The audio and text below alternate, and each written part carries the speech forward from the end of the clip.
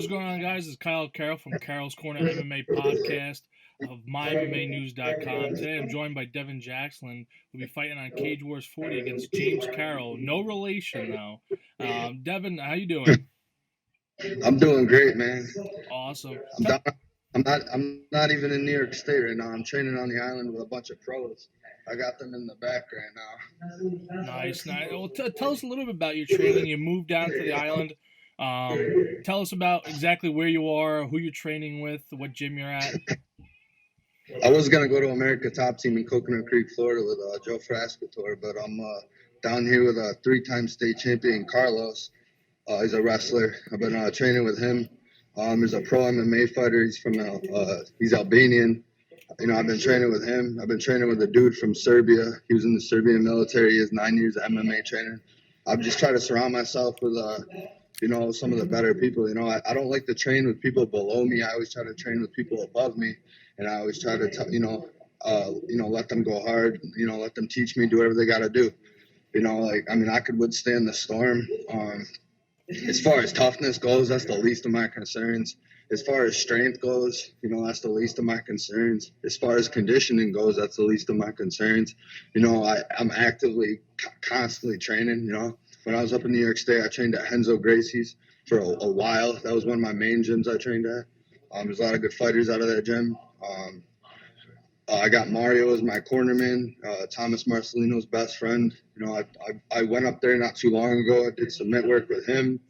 I've been training Muay Thai on and off for almost 3 years now. I've worked with a variety of coaches. The one Muay Thai coach I had down here for a while, he went up to New York City during the holidays, and he was training with Phil Nurse, or whatever his name is, John Jones's Muay Thai guy or whatever. I don't know too much about him, but I just try to surround myself with the best people, because I don't do this for fun. I'm not trying to do this for fun. I'm trying to make something out of this, and I'm trying to work my way all the way to the top, and I ain't stopping until I get there. That's my mindset. That's the way I go. Definitely. I'm that guy at like 2 a.m. If I can't sleep, I get up, I drive my car to my running spot, and I run on the beach, and that's something that this guy doesn't have on me. I've been doing sand work on the sand. I got free access to a strength and conditioning gym. I'm working with jiu-jitsu people, wrestlers, Muay Thai, boxers, and as you can see, I got a black eye because, that's just the way we do it. Nice. I actually got that yesterday, training with the Serbian dude. So what has changed since your first fight against Curtis Doolin? You guys were in there. You went 3 rounds to a split decision. Now you're training for your second fight. What has changed since that first fight to this fight? What made the giant leap for you? I made a lot of mistakes in that fight. I was actually, it was nice that I won it, but I was disappointed in myself leaving that. It was one of the, I was talking about the mistakes I made constantly after the fight. I was too flat-footed. I noticed that. I didn't really get the focus too much on technique while I trained for that fight. It was just focused on other stuff other than technique. So everything I did in that fight was just kind of off of basic knowledge. It was just off of my bread and butter. And that jab, as you saw, I've established that through Christian. He's a boxing coach I worked with for a while, and he won the Golden Gloves out in Detroit. He's been to California, but he's located at the G-Box gym.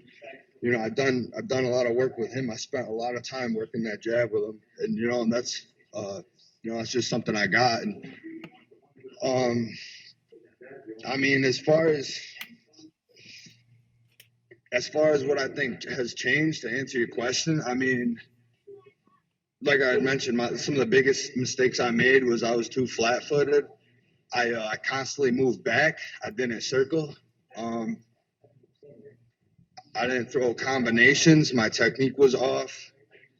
Mm-hmm. And I don't feel like I measured his distance quick enough, because I remember thinking back on that fight. The first round of that fight, I wasn't even really in my groove. I was just getting warmed up. My mind wasn't even there in the first round. Going into the second round, I kind of like, started to get a feel for things. And I'm the kind of guy, like when I get hit, like, I mean, the whole objective is to hit your opponent. But when I get hit, I'm in the back of my head, I'm like, all right, well, if that's the best you got, then I'm all right. I ain't got shit to worry about. If that's the best you got, I ain't got nothing to worry about.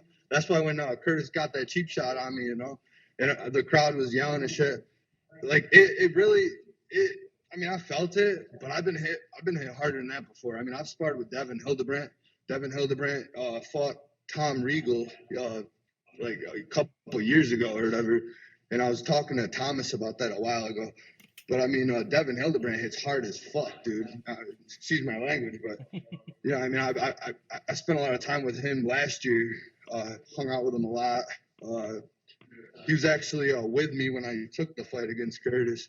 But I mean, I sparred with some heavy freaking hitters, man, and I've sparred with a lot of people. When my first Muay Thai coach I ever had, Joe Frascatore at Henzo Gracie's, he'd have us spar the whole class after we were done with like 2 hours of Muay Thai. So I mean, I've done more sparring than freaking anything. Like, you know what I mean? Like, I probably sparred like in the past 3 years, I've definitely sparred over like 50 different people. I mean, since I've been down here for the past 3 months, I've sparred about a good 10 to 15 different people, variety wise. Tall, some short, fast and powerful. Like the Serbian dude, he freaking, he freaking hits fast as hell, and he really brings the pressure. And I like that. So, you're fighting James Carroll. What do you expect from him, and what do you believe are the biggest challenges that he presents to you? Honestly, I mean, I don't know too much about him. I can tell you right now, one thing I do know about myself that, I mean, not too many people know about me is, I mean, I got a lot of heart, and I know not everybody wakes up every day and wants to step in a cage and fight in a cage. But when I say heart, I mean, like, I mean, I've been through some shit in my past that I don't think anybody that steps in that ring could even compare it to. I mean, just the way I grew up, and because that's where my fuel comes from. That's where my gas tank. That's where my fire comes from. That's where, like, when I'm sore and it's like 2 a.m. and I'm running miles, that's where that comes from. And then, I mean, like there was a couple times down here, that I went from a gym. I did like 2 hours at a gym. Like, I quit my job. I literally quit my job, and I started training like 3 to 5 hours a day every day. Like, I literally quit my job. I've been just doing bouncing for side money to pay for my gym memberships. Like, when I say, like, I'm trying to go somewhere with this, I mean, I'm trying to really go somewhere. Like, I don't even have a job right now. Well, you're talking about your past. Most people haven't been through what you've been through. Explain, if you up to you if you want to explain to us what have you been through and what separates you from everyone else, and what is this past that's driving you? I mean, when I was younger, my brother died, Isaiah Jacksland. Sorry to hear. When I was from age 6 to 16, I grew up in the system. At one point, New York State had full custody of me. I spent time in an orphanage for 2.5 years twice to equal about 5 years of my childhood. I went to juvie when I was 12. My grandparents ended up getting me a lawyer, and I got caught up around the wrong crowd. I had to survive through the Albany detention facility for 6 months. I don't know. I just had a rough upbringing. I grew up without a father. My mom was kind of in and out. She was kind of destroyed from my brother dying. My grandparents tried to take me under their wing. But, I mean, things happen. And yeah, I mean, I spent about 10 years growing up in the system when I was younger. And there was times in my life where, like, I grew up by myself. Like, it was just me, myself, and I. And, I mean, it really sucks. It sucks. Thinking back when I was like 10 years old, remembering like the world is, going to school, living the normal life. And here I am in a freaking orphanage, wishing I could, be somewhere, da da da. But it's all good because, now's my time to shine. And, I've always believed that you have to go through devastation to get to paradise. And, impossible is an opinion, not a fact. And, there's a can and can't. And, you know, as long as you just have laser focus and literally like you just put your eyes on the like just focus. And what I mean by focus is like back in July, I had bills I had to pay, I had responsibilities, and I had important shit I had to take care of. But I was like, fuck that, you know, I'm not even gonna worry about that. You know, I got in a car accident last year. My dogs ran away. The girl I was with for 5 years, we split up. You know, I was engaged to her. Not to mention, I bought her, you know, like a $4,000 ring when I was working at, you know, Target DC, a distribution center, unloading tractor trailers. You know what I mean? Like last year, I went through hell, man. I went through hell. That's why I keep part of the reason why I came down here to clear my head and just keep training. But I still won that fight. I still won that fight in July. It was one of the worst years of my life, but I still won that fight. It's just because of that laser focus, you know? Well, they definitely say, you know, things happen for a reason and it makes you who you are. Tell us some of your short-term goals and long-term goals for the sport of MMA. You're talking about training at different gyms, trying to train with the best and improve. Tell us what are some of your short-term goals, long-term goals to get to to reach your goals, to where you want to be within the sport.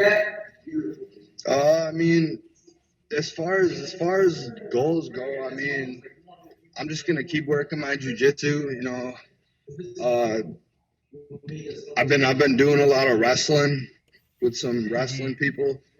Uh, Specifically, you know, my boxing and my Muay Thai is improving, but uh, I mean, I got connections right now to compete in Virginia at a promotion in Virginia in boxing and in MMA right now.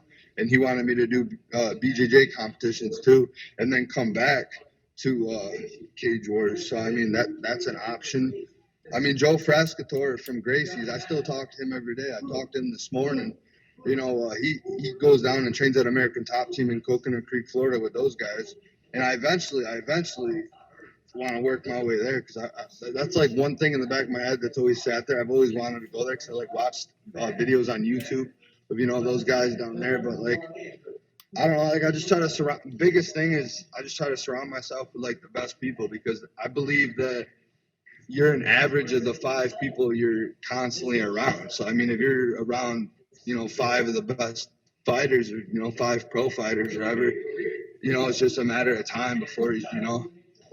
Yeah, definitely. I agree 100%. You definitely pick up from them and improve because you know iron sharpens iron, as they say. Um, so you got this fight coming up. Uh, it's on February 9th, Cage Wars 40. Are you flying up ahead of time? Or are you flying up to 2 days before weigh-ins?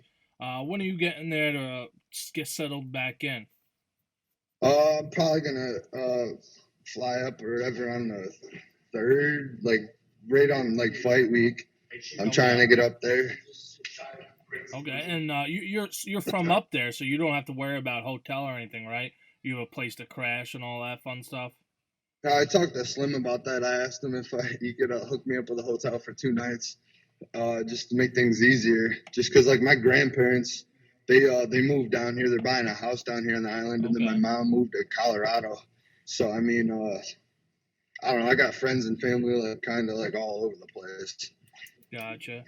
All right. And you know, when you step inside the cage, what's going through your mind? And you're about to get going. You're talking about getting in your groove in the first round of your last fight. Are there nerves building up, or what's running I'm through not your gonna mind? lie. My last fight, I don't know how the hell it was. Just I felt like I was home or something. Like I almost felt like I was too relaxed.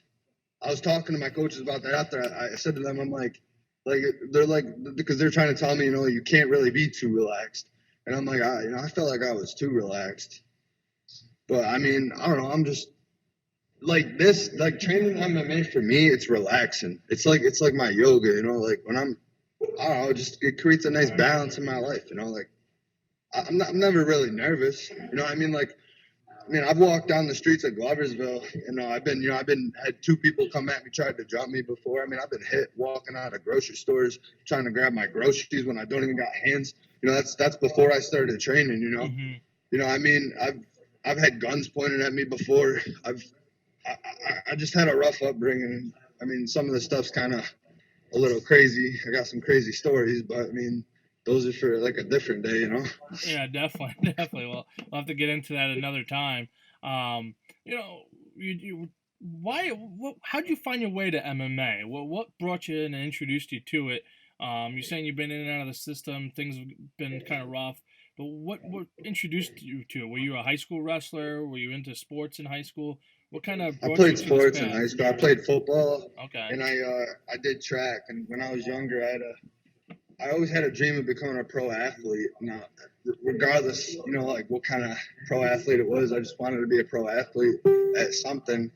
I tried to work my way through football.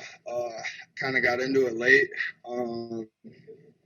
I did track for football to aid with that. But I mean the biggest thing was that when I was living in Clifton Park, like about 3 years ago, I was working at a deli and at Market 32, and I was just slicing meat, and this one girl came in and she's like, "Oh, you got to check out this movie, da da da." So I just watched this one movie one day, Southpaw or whatever, and I literally could relate in every single bad event that happened in the movie, and I watched it over and over and over again to the point where like I bought it and then I would jog to the movie. So like I'd be running, I'd just be running and listening to the movie jogging. But I mean, like I could relate to the movie, and that kind of created a fire. And I walked in the G-Box gym before they expanded. One day I started working with Thor Latman and Glenn Brown, and then the owner, and he kind of taught me the basics, and it got to a point where he said he didn't really have much more he could teach me, so he referred me to Gracie's, and that's when I started training at Gracie's for a while. And then, I was training there, and then Joe Frascator ended up moving to Florida, so then that's when I picked up boxing while I was looking for a new Muay Thai coach. I did some work with Jeremy Hunt on top of Albany Strength before at Tang Muay Thai. Just a little bit, just to see like, what he has, and a little bit of everything. Because like some of that stuff that I've learned in like a variety of the gyms, like I'll go to the gym, but when I go, I'll attend all the classes, jiu-jitsu class, do Muay Thai class, boxing, whatever, live rolling, sparring. But when I'm like full of energy and I'm home and it's like a rest day for me, I'll go do some more of that on my own time. Like, you know what I mean? Like there's a bunch of stuff I've learned just from like different techniques and just, shadow boxing and all sorts of stuff, from calisthenics to like, I mean, one of the most recent things I learned is, I've been learning a lot about slow twitch muscles and fast twitch muscles. Yep. And, how they react in combat sports versus like, like using them in other sports. Like marathon, slow twitch, explosive, high power, fast twitch. Yeah, there's a lot you can learn from that. Yeah, you want to say hi? You want to say hi to the this guy right here? What's up? So three-time champion wrestler right there. We got a pro MMA fighter right here. He's from Albania, or he's Albanian. Then we got this guy. He's all right. He kind of looks like my opponent, right? He's got the beard and everything, Now, are any of your training partners or coaches coming up with you to corner you for the fight? Right now I got my corner lined up, but I mean, if these guys want to come up, they can come up. Gotcha. Who will be cornering you at the fight? As of right now, it'd be Mario and Justin.